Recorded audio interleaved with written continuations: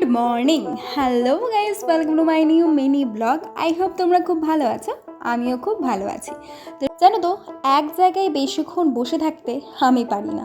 তবে এমনও না যে সব সময় কাজ করতে আমার খুব ভালো লাগে, অনেক সময় আলসেমিও লাগে, কিছুই করতে ইচ্ছে করে না। কিন্তু একটু পরেই আবার মনে হয় থাক, একটু উঠে কিছু একটা করি।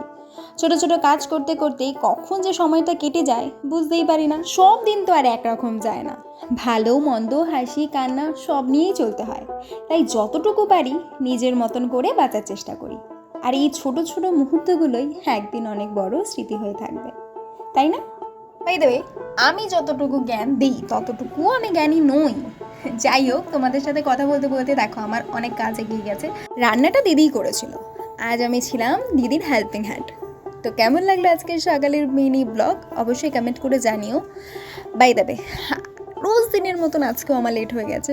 তো দেখা হচ্ছে নেক্সট কোনো ব্লগে। Bye bye.